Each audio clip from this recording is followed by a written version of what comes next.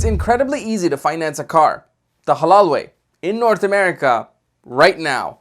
Here's how. What's up everybody, I'm Tunio, your GTA real estate broker and Islamic financing consultant. So remember, when buying or selling in real estate, please call me and please subscribe to the channel. Man, it simply blows my mind whenever I see Muslims not understanding the basics of what creates an interest-based, also known as a Riba-based financial arrangement. I mean, if you don't get it, how will you be able to navigate away from it or be able to differentiate between a lease rate and an interest rate? Seriously, that's what's happening. People calling a lease rate and an interest rate. So your car being the second highest purchase you're going to make next to owning a home, let's do a quick recap. Relevant to this topic is my last video, 2.89% halal profit versus $2,500 interest profit, the difference. So I recommend watching that video first before continuing with this one. The link for that is in the description below. Remember these points as we go along. Any type of profit being made on an asset or a service is halal, permissible. Any type of profit being made on money that's been loaned out is interest, being haram, forbidden. Interest, also known as riba, is commonly misunderstood as basically being any type of profit being made on any type of deal. That's incorrect. In Islam, it's not wrong to make money and amass wealth. It's how you go about making that money is the difference between halal being permissible, haram being forbidden. This is the real world. So when I say riba-free or interest-free financing or halal financing, I'm not referring to a no cost to you, no money in it to be made for the vendor, only principal financial arrangement. Absolutely not. What I'm referring to is a halal contract where the vendor makes their profit that they want to make on the assets or services instead of the money that's been loaned out. So the point of this video is to assist you in obtaining vehicle financing in an asset-based way versus an interest-based way. In short, the profit of the car dealer is going to be made on the asset, which could be a car, truck, SUV, it doesn't matter as long as it's the asset, versus on the money that's been loaned out to you. The first method, being the easiest to understand, is the 0% financing incentive that is usually being offered on most new vehicles. So if you wanted to get yourself into a new car and utilize the 0% financing incentive, totally okay for you to do so because no money is being made on the money that's being loaned out to you. So it's all good. Now, if there is an interest rate attached to the new vehicle that you want to get, and no 0% financing incentive available, most of the time the dealer is able to buy down the interest rate for you until it becomes 0%. They simply can't take whatever they were going to make on the financing and hike up the price of the car and give you a 0% financing contract that way. Because on most new vehicles, you cannot touch the MSRP. Because that would be illegal if you did that. Trust me. I know, I tried to do that, so just don't ask for that. Now, if they can't give you a 0% interest rate on the vehicle that you want, I have another financing solution near the end of this video, so keep watching. Or just don't get the car.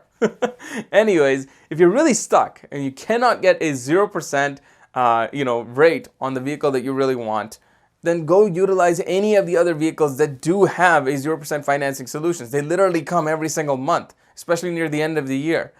It beats taking the bus everywhere.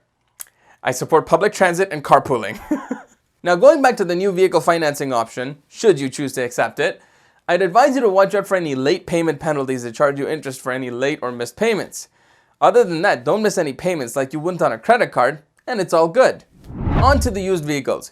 Used vehicles are what usually a lot of people buy, sell, and finance. Don't normally have a 0% interest financing rate attached to them as an incentive like the new ones do.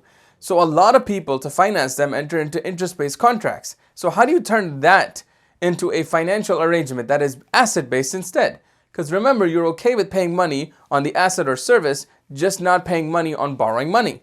Insider tip, guys, unlike the new vehicles where the MSRP is set in stone in a way, such is not the case with the used vehicles. There's a lot more room to navigate through used vehicles and buy down the interest rate to 0% on the financing that you're acquiring. That way, your loan would be completely interest-free. Car dealers are very, very, very creative in moving the numbers around and making things fit for you. So tell the car dealer to make his bottom line on the asset, which is the vehicle, instead of the loan. Trust me, you can do it, so push for it. They want to sell the car and you want to buy it, but don't want to lose any sleep over the interest aspect of financing. The motivation is there. Plus, the more they accommodate, the more cars they sell. Make the business happen. The dumbest thing I've heard when getting a car lease is the salesman calling a lease rate an interest rate. Yeah, that happened. A lease rate is not an interest rate. A lease rate is the rate of profit applied on the asset to determine the return on investment for the owner of that actual vehicle, and thus not interest. Why? How? Well, let's look at it this way. You're literally renting the car with an option to buy the car at the end of the lease term. You never own the car. You don't even go on title of the vehicle. The vehicle company, which could be like, let's say, Ford Financing or Honda Financing, goes on title of the car. That's leasing. You never own it. You're only renting.